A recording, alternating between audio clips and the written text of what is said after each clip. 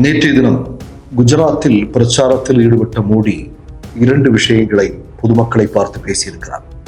ஒன்று, காங்கிரஸ் இறந்து கொண்டிருக்கிறது, பாகிஸ்தான் அழுது கொண்டிருக்கிறது. பாகிஸ்தானுடைய இளவரசன் ராகுல் காந்தி. இப்படிப்பட்ட வார்த்தைகளை அந்த பொதுக்கூட்டத்தை பார்த்து மோடி பேசியிருக்கிறார். ஆனால் அவர் மீது இந்த நொடி வரையிலும் எந்த வழக்கும் பதிவு செய்யவில்லை. தேர்தல் ஆணையம் வேடிக்கை பார்த்துக் கொண்டிருக்கிறது.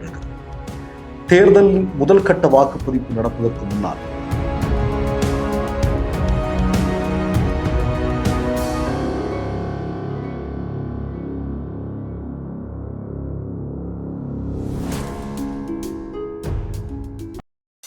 மிஸ்டர் பர்ஃபெக்ட் எக்ஸ்ட்ரா கோல்டு திருமணமான ஆண்களுக்கு திருப்பு முனையை ஏற்படுத்தும் ஹலாலான இயற்கை வியாகரா.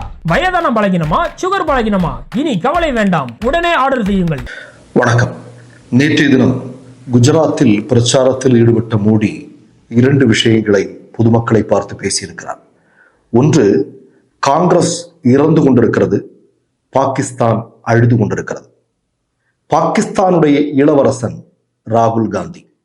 இப்படிப்பட்ட வார்த்தைகளை அந்த பொதுக்கூட்டத்தை பார்த்து மோடி பேசியிருக்கிறார். ஆனால் அவர் மீது இந்த நொடி வரையிலும் எந்த வழக்கும் பதிவு செய்யவில்லை. தேர்தல் ஆணையம் வேடிக்கை பார்த்துக் கொண்டிருக்கிறது.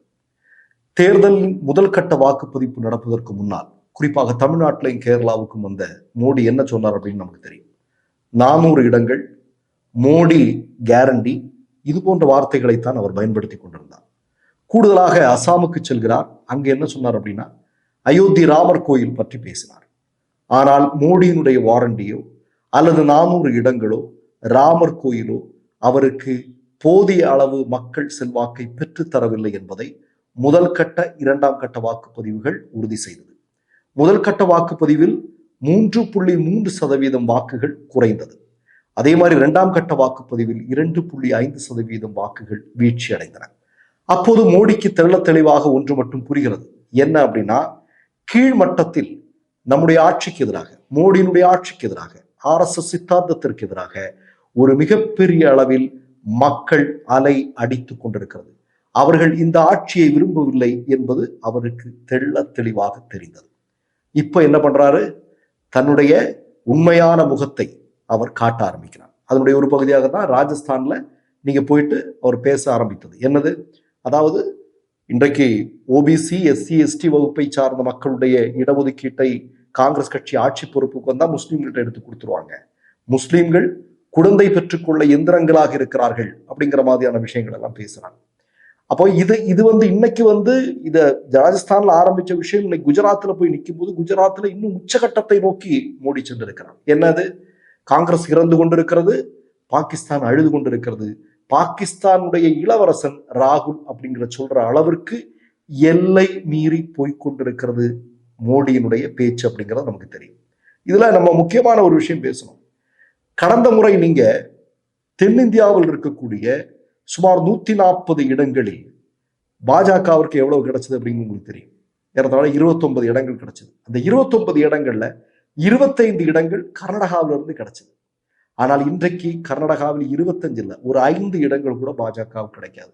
கூடுதலாக என்ன, இன்றைக்கு இந்த ரேவண்ணா என்று சொல்லக்கூடிய நபர் இல்லை, இந்த பிரிஜ்வல் ரேவண்ணா என்று சொல்லக்கூடிய நபர், அவனை கட்டித்தழுவி அவனுக்காக வாக்கு சேகரித்த மோடியினுடைய வீடியோ, அதெல்லாம் இன்றைக்கு கர்நாடகா முழுவதும் மிகப்பெரிய அளவில் வைரலாக போய் கொண்டிருக்கிறது. இன்னொன்று, அவன் இந்த என்ன மாதிரியான பாஸ்போர்ட்டை பயன்படுத்தி அவன் ஜெர்மனிக்கு ஓடி இருக்கிறான், அது யார் தப்ப வச்சா, மோடி ஆட்சியில் இருக்கும்போது மோடியினுடைய ஆசை இல்லாமல் அவன் தப்பிக்க முடியுமா அப்படிங்கிறது இன்னைக்கு கர்நாடக மக்கள் மத்தியில ஒரு மிகப்பெரிய பேசு பொருளாக மாறி இருக்கிறது. அப்படின்னா தென்னிந்தியாவில் 2019 தங்களுக்கு கிடைத்த 29 இடங்களில் 25 இடங்கள் கர்நாடகா கொடுத்தது. ஆனால் இந்த முறை 5 இடங்கள் கூட மோடிக்கு கொடுக்க மாட்டார்கள் என்று தெரிந்திருக்கிறது. அப்படி என்றால் தென்னிந்தியாவில் இருக்கக்கூடிய 140 இடங்களும் இந்தியா கூட்டணிக்கு வரும் என்று சொல்லப்படுகிறது.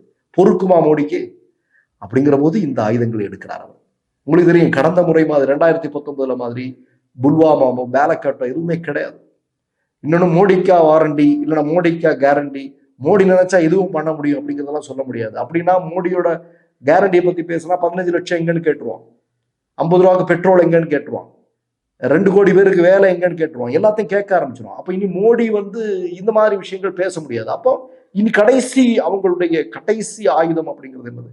இது மட்டும்தான். இப்ப இதை இன்றைக்கு கையில் எடுத்துக் கொண்டிருக்கிறார்கள். ஒன்றை நான் சொல்லிக்கொள்ள விரும்புகிறேன். கடந்த 2019 தேர்தலில் நீங்க பாத்தீங்கன்னா 12 மாநிலங்களில் பெரும்பாலான இடங்களில் பாஜக தான் வெற்றி பெற்றது. ஆனால் இந்த முறை அப்படி அல்ல. நீங்க பீகார்ல 40 இடங்கள் அப்படின்னா 39 இடங்களிலும் பாஜக வெற்றி பெற்றது கடந்த தேர்தலில். ஹரியானாவில் 10 இடங்கள்ல 10, டெல்லியில 7 இடங்கள்ல 7, ராஜஸ்தான்ல ஒரே ஒரு இடத்தை போக மீதி எல்லாம் பாஜக. மத்திய பிரதேசத்துல கமல்நாத்துக்கு மட்டும்தான் ஒரு சீட்டு காங்கிரஸ் கிடைச்சது, மீதி எல்லாம் பிஜேபி கிடைச்சது. மகாராஷ்டிராவில் இப்படி 12 மாநிலங்களில் மோடிக்கு பாஜகவிற்கு பெரும்பான்மையான இடங்களில் வெற்றி கிடைத்தது. ஆனால் இந்த முறை அதற்கு வாய்ப்பு இல்லை. ஏன் நீங்க பாருங்க, இப்ப டெல்லியில அந்த 7 இடங்கள் அப்படிங்கிறதுக்கு வாய்ப்பு இருக்கா? வாய்ப்பு கிடையாது. 7 இடங்களிலும் பாஜக தோற்கடிக்கப்படும் என்று சொல்லப்படுகிறது. அதே மாதிரி நீங்க பாத்தீங்கன்னா ஹரியானாவில் இன்றைக்கு மக்கள் மிகப்பெரிய கொந்தளிப்புல இருக்கிறாங்க. என்ன அப்படின்னா, ஹரியானாவை சேர்ந்த மல்யுத்த வீராங்கனைகளை பாலியல் வன்கொடுமைக்கு உட்படுத்திய பிரிஜ்பூஷன் என்று சொல்லக்கூடிய நபர் இன்றைக்கு தேர்தலில் போட்டியிடல. ஆனா அவனுடைய பையனுக்கு உத்தரப்பிரதேசத்துல சீட்டு கொடுத்திருக்காங்க. இது உத்தரப்பிரதேசத்திலையும் ஹரியானாவிலையும் பெண்களுக்கு எதிராக செயல்பட்ட RSS காரனுடைய ஃபேமிலியை சார்ந்தவனுக்கு சீட்டு கொடுக்குறியா, நீ உனக்கு வச்சிருக்கிறண்டா ஆப் அப்படின்னு சொல்லிட்டு மக்கள் ஹரியானாவிலையும் நீங்க உத்தரப்பிரதேசத்திலையும் மிகப்பெரிய கொந்தளிப்பில் ஈடுபட்டிருக்கிறார்கள். அது மாதிரி பீகார்ல இன்னைக்கு பாத்தீங்கன்னா நிதிஷ்குமார் எல்லாம் பிரச்சாரத்துக்கே வர்றதில்லை. ஏன்னா நிதிஷ்குமார் வந்தா பிரச்சனை. ஏன்னா நிதிஷ்குமார் மோடியை பத்தி என்னெல்லாம் கடந்த சில மாதங்களுக்கு முன்பு வரையிலும் பேசிட்டு இருந்தார் அப்படிங்கிறதெல்லாம் இன்னைக்கு சமூக ஊடகங்கள்ல மக்கள் பார்த்து கொண்டிருக்கிறார்கள். அதனால நிதிஷ்குமாரை தயவு செய்து பிரச்சாரத்திற்கு வர வேண்டாம்னே சொல்லிட்டாங்க.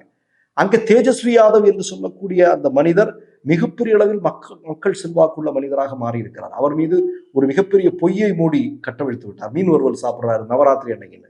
உடனே அடுத்த பதிலடியா அவர் கொடுத்தாரு, நான் என்னைக்கு சாப்பிட்டேங்கிறது உனக்கு தெரியுமா அப்படிங்கிற மாதிரி. இன்னைக்கு மக்கள் மத்தியில ஒரு மிக முக்கியமான பேசுபொருளாக மாறி இருக்கிறது. மோடி வாயை திறந்தாலே பொய் தான் பேசுவாங்க அப்படிங்கிறத பீகார் மக்கள் நன்றாக புரிந்திருக்கிறார். ராஜஸ்தான்ல ரஜ்புத் சமூகம் ஒட்டுமொத்தமாக மோடிக்கு எதிராக களத்தில் இருக்கிறது.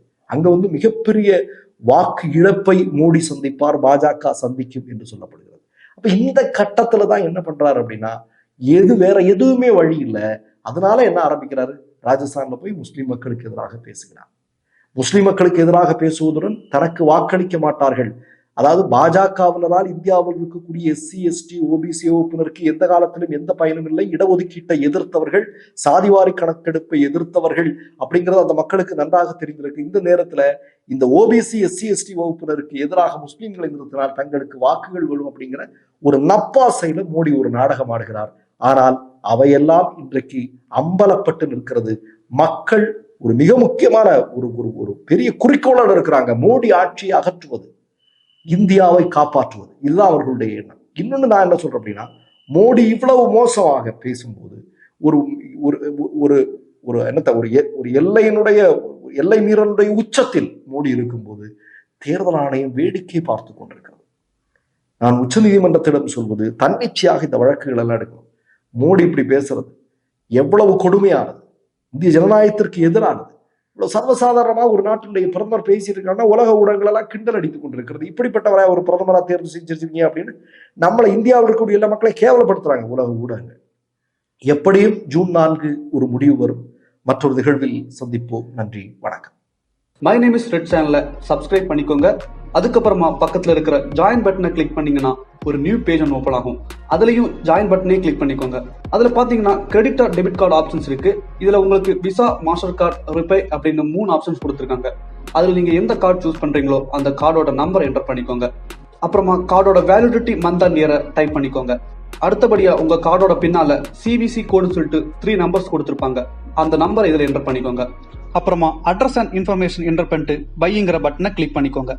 ஒருவேளை உங்க கார்டு நம்பர் இன்வாலிட்னு காமிச்சிச்சுன்னா உங்க கார்டுல இன்டர்நேஷனல் யூசேஜை எனேபிள் பண்ணுங்க.